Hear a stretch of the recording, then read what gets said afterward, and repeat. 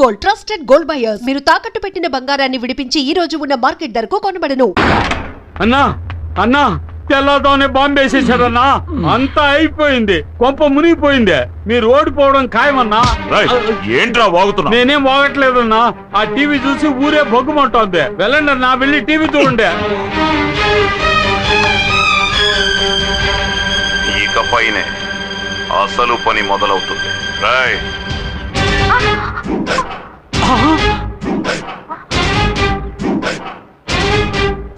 ఏంటే మొగుడికేసి లుక్కులు ఇస్తున్నా? కాంట్రాక్టర్ చెప్పన్నా. వీళ్ళంతా ఎవరో తెలుసా? తెలీదన్నా. ఇదిగో ఇక్కడ నించున్నారే పబ్లిక్. వీళ్ళ అమ్మ, బాబు, అక్క, చెల్లెలు, పెద్దమ్మ, పెదనాన్న, చిన్నమ్మ, చిన్నాన్న, బావలు, మరదళ్ళు, మనవళ్ళు, మనవరాళ్ళు మొత్తం అందరినీ దించేశా. వీళ్లతో రోడ్డు వేయించు.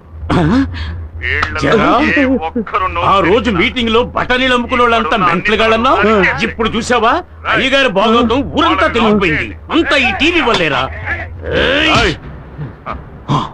ఎమ్మెల్యే రే రాజు అన్నయ్య, ఇంకో 10 నిమిషాల్లో ఈ త్రిశూలం టీవీ ఉన్న చోటు ఉండకూడదు. నేలమట్టం చేసేయండి. అలాగే అన్నయ్య. రేయ్ రండ్రా.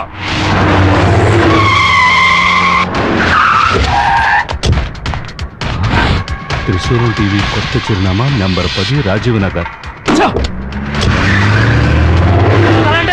ఇక్కడ జరిగిన గొడవకి ఆ దుర్మార్గుడు భుజంగమే కారణం. నేను నిఖార్సైన వాణ్ణయ్యా. ఈ దేశ ప్రజలకు ఏదైనా మంచి చేయాలనుకుంటున్నాను. నా కడుపు రగులుతోందయ్యా. నా ఉసురు తగిలి వాడు ఏదో ఒక రోజు ఖాళీ మాడి మసైపోతాడు, నాశనం అయిపోతాడు. అన్నయ్య, లైవ్ లో చూపించి పరువు తీసుకున్నాడు రా. ఏం పీకుతున్నావు అక్కడ? అడ్రస్ మార్చేశాడు అన్నయ్య, వెతుకుతున్నాను.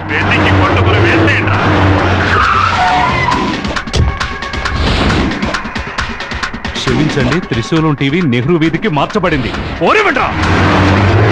ఎలక్షన్లు అయ్యేంత వరకే వీళ్ళది ఓటు. అది పూర్తయ్యాక ఇవన్నీ పరమ వేస్ట్. ఆ తర్వాత నీ మెడ మీద వేస్తాను కత్తి వేటు. ఉన్నమాట చెప్పాలంటే వాడే వేశాడు మీకు వేటు. ఇంకా ఏం చేస్తున్నావురా? అన్నయ్య, అడ్రస్ మళ్ళీ మార్చేశాడు. కాకుండా నా విరోధులు 30 మందిని లేపేశాను, అందగత్తెలు 10 మందిని. దుర్మార్గుడా, మంటల్లో మసి చేసి విభూదిగా పెట్టుకుంటా. తను కేవలం తీగలాగితే దాంతో మీ డొంకంతా కదిలిపోయింది. అయితే ఒకటి, తాను మిమ్మల్ని అవమానించడం కోసం అలా అడగలేదు, కెమెరాకు సూట్ అయ్యే ప్రశ్నలే అడిగింది. మీరు కొంచెం మేకప్ తో వెళ్ళుంటే బాగుండేది.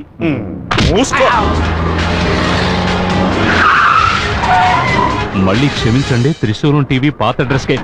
పాత అడ్రస్ కే.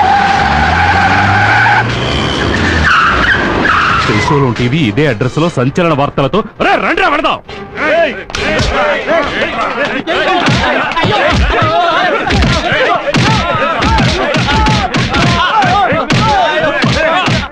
రేయ్, ఇవన్నీ చూపిస్తూ మా బండారం బయట పెడతావా? వదులుతామంటారా? మీ అందరినీ నరికేస్తా. ఇదంతా లైవ్ లో వస్తుంది. ఎన్నో హత్యలు చేశాడు, అందులో ఇది కూడా ఒకటి అవుతుంది. ఏందో పట్టం చూస్తా ఉండవు, చనిపోయా. మూర్తి గారిని వదలమన్నా. రేయ్, వాడిని వదిలేంట్రా. రేయ్, నీకే చెప్పేది. శంకర్ని వదలమనరా. ఆ కోట్లింగాన్ని కూడా. కోట్లింగాన్ని వదలమనరా. రేయ్, వాడిని వదలంట్రా. వదలంట్రా. రేయ్, నువ్వు ముందా ఈశ్వరుని వదలరా. వారికే చూస్తావేంట్రా? వదలమంటున్నానుగా, వదలు. అన్నయ్య, ఇక్కడ జరుగుతుంది నీకెలా తెలుస్తోంది? డైరెక్ట్ గా చూస్తున్నాడు చెప్తారా? నేను మాత్రమే కాదు, ఊరంతా చూస్తున్నారా. ఏమంటున్నావు అన్నయ్య? లైవ్ లో వస్తుంది ప్రత్యక్ష ప్రసారం.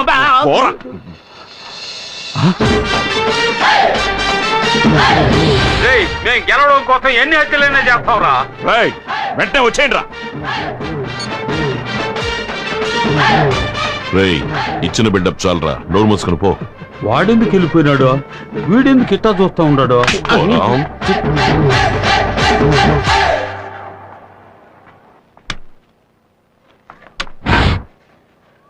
ఇండిపెండెంట్ అభ్యర్థి శివలింగం 17 ఓట్ల మెజారిటీతో ముందంజలో ఉన్నారు. నియోజకవర్గంలో రామ్మూర్తి 5000 ఓట్ల మెజారిటీతో ముందంజలో ఉన్నారు. ఆత్మకూరులో భుజంగం 28 ఓట్ల ఆధిక్యతతో ముందంజలో ఉన్నారు.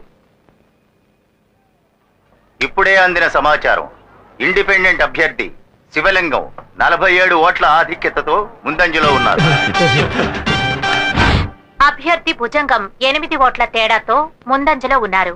పశ్చిమ నియోజకవర్గంలో సుబ్బారావు 8,000 ఓట్ల మెజారిటీతో ముందంజలో ఉన్నారు. ఎన్నికల ఫలితాలు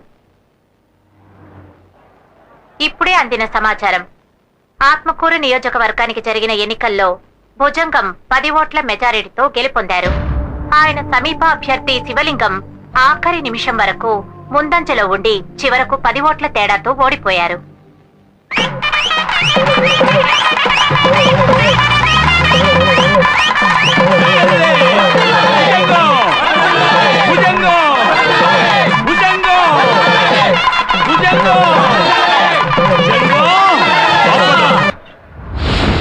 ఎందుకురా పూలమాల?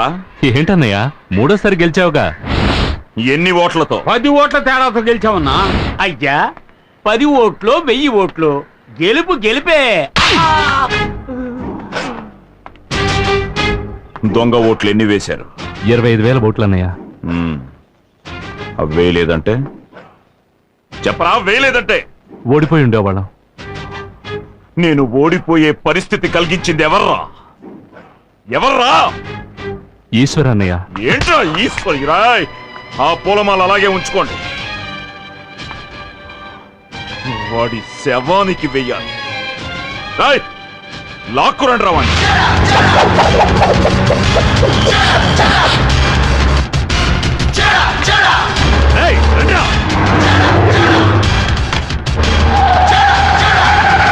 మీనా మీనా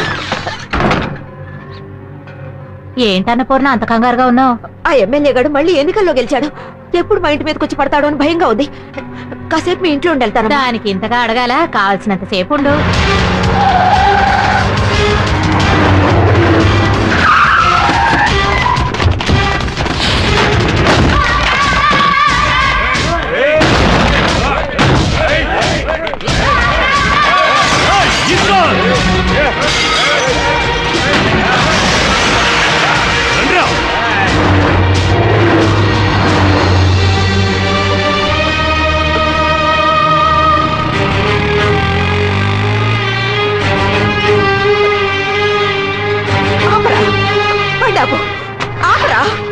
ఏంటమ్మా ఎక్కడ ఉన్నావు? నాతో బయలుదేరు. ఎక్కడికి? ఎన్నికలు పూర్తయ్యాక ఎక్కడికైనా నాతో వస్తానన్నావుగా. అన్నాను, అందుకని ఇలా ఉన్న నువ్వు పాడంగా ఇంకేం మాట్లాడుకు, నాతో బయలుదేరు. బట్టలైనా మార్చుకొస్తానమ్మా. ఏం అక్కర్లేదు, పద పదం. పోనీ. ఎక్కడికమ్మా? శ్రీశైలానికి. నేను అలా అనుకోలేకపోతున్నాను స్వామి. నా భర్త అర్ధాంతరంగా చనిపోయారు. ఆయన చావు సహజమైంది కాదు. వీడిలా ప్రతి సమస్యలోనూ తలదొచ్చడం వల్లే దుర్మార్గులు చంపేశారు. అసలు ఆయన చావుకి కారణం కేవలం కోపం, ఆవేశమే. ఏంటమ్మా ఇవన్నీ చెప్తావు? నువ్వు ఊరుకోరా. ఏ ఆవేశం కోపం మా ఆయన్ని చంపేశాయో అదే ఆవేశం కోపం వీడికి కూడా వచ్చేసే స్వామి. నా భర్త నాకు దూరం అయినట్టు నా కొడుకు కూడా నాకు దూరం అయిపోతాడేమోనని భయంగా ఉంది. మీరే వీడి మనసు మార్చాలి స్వామి. కొంతమందికి చెప్తే అర్థమవుతుంది, కొందరికి అనుభవిస్తేనే అర్థమవుతుంది. మీ అబ్బాయి ఏ కోవలోకి వస్తాడో నాకు తెలియదు. మీ అబ్బాయితో నేను కొంచెం విడిగా మాట్లాడచ్చా? అందుకే స్వామి వీడిని తీసుకొచ్చాను. ఒరే వెళ్ళి స్వామీజీతో మాట్లాడు. ఏంటమ్మా నువ్వు? పోరా.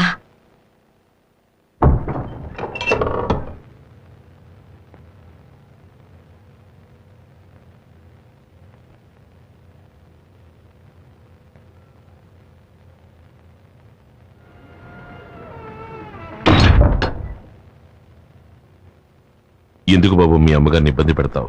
అయ్యో ఆవిడ గురించి వదిలేండి స్వామి. ఎప్పుడు ఏదోటి సణుగుతూ ఉంటుంది. ఊళ్ళో సంగతులు అస్సలు ఏమీ తెలియవు. ఊళ్ళో సంగతులు నీకు అనవసరం. ముందు పెద్దవాళ్ల మనసు నొప్పించకుండా నువ్వు నడుచుకో. అందుకని సామాజిక స్పృహ ఉండకూడదని నేను చెప్పడం లేదు. ప్రతివాడికి సామాజిక స్పృహ ఉండాలి. గాంధీజీ హింసకు పాల్పడ్డారా? కత్తి చేత పట్టారా? ఎవరి మనసుని నొప్పించకుండా ఆయన దేశభక్తిని ప్రదర్శించారుగా. అందుకే ఒక సామాన్యుడు మహాత్ముడై ఈనాటికి జీవిస్తున్నాడు. సమాజం పట్ల నీకున్న శ్రద్ధని ఈ విధంగా చూపించు. సైన్యం శత్రువులతో పోరాడితే దాని పేరు యుద్ధం. ఒక పోలీస్ నేరస్తుడితో గొడవ పడితే దాని పేరు కర్తవ్యం. ఇప్పుడు నువ్వు గొడవ పడుతున్నావే, దాని పేరేమిటి? యుద్ధమా, కర్తవ్యమా? నేను చెప్తాను. రౌడీయిజం.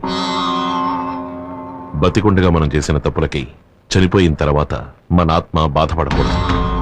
నువ్వు చెప్పేది నాకు వినపడుతుంది, నేను చెప్పేది నీకు వినపడుతుంది. మన ఆలోచన కూడా ఆ దేవుడికి తెలుస్తుంది. ఒక మంచి మనిషికి చెడు ఆలోచనలు ఉండకూడదు. స్వామి, మనకి ఆలోచన ఒకటే, మాట ఒకటే. ఇంతవరకు మీరు మాట్లాడారు, ఇప్పుడు నేను మాట్లాడచ్చా? రావణాసురుడిని అంతం చేశాడే శ్రీరాముడు, ఆయన ఏమన్నా పోలీసా? కంసుడిని మట్టు పెట్టాడే మన శ్రీకృష్ణుడు, ఆయన ఏమన్నా సైనికుడా? చెప్పండి స్వామి. కాదు. మరి వాళ్ళు చేసిందేమిటి? రౌడీయిజమా? అది అసుర సంహారం. అప్పుడు నేను చేసింది అంతే. అందుకని నేను దేవుణ్ణి కాదు, స్వాములవారిని కాదు. స్వామి, మీరు జ్ఞానులు, ఆధ్యాత్మిక చింతన ఉన్నవారు. మీ లక్ష్యం ప్రశాంతంగా జీవించడం. కానీ నేను ఒక సగటు మనిషిని. జీవించడమే నా లక్ష్యం. ఈ కలికాలంలో జీవితమే ఒక పోరాటం. నేను పోరాడి తీరాలి. గుడికొచ్చే వాళ్లలో 190% మంచివాళ్ళు. వాళ్లతోటే మీ జీవితం. కానీ సమాజంలో 190 మంది హంతకులు, దొంగలు, దగాకోర్లు, దోపిడీదారులు, పోకిరీలు, పోరంబోకులు. వాళ్లతోటే నా జీవితం. నేనెలా ప్రశాంతంగా ఉండగలను? మీరు చెప్పినట్టు ఈ కాలంలో ప్రశాంతంగా ఉండాలంటే ఉండొచ్చు. కానీ ఎలా? ఇంట్లోకి జొరబడి చెల్లెలు చేపట్టుకుని లాగుతారు, చూస్తూ ఊరుకోవాలి. ఫ్రెండ్ని నడి రోడ్లో రౌడీలు కొడతారు, నరుకుతారు, చూస్తూ ఊరుకోవాలి. అయిన వాళ్ళు ఆస్తంతా దోచుకుపోతారు, అవన్నీ సహిస్తూ చూస్తూ ఊరుకోవాలి.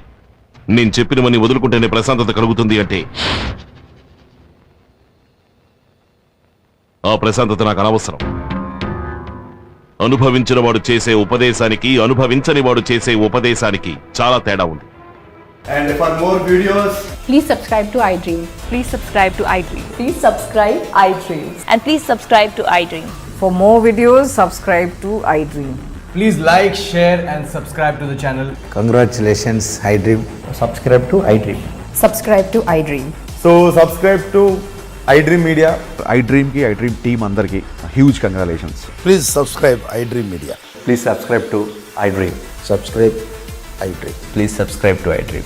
iDream అంటే నా కళల ఛానల్ సబ్స్క్రైబ్ చేసుకున్న నోరు తిరుగుతలేదు, మీరైతే గంట గుర్తు కొట్టండి. For more such videos, please subscribe to iDream. Subscribe to iDream. Please subscribe to iDream. Please subscribe iDream Media. Please do subscribe to iDream. Please subscribe to iDream Media. For best entertainment and information, please subscribe iDream. And don't forget to subscribe to iDream.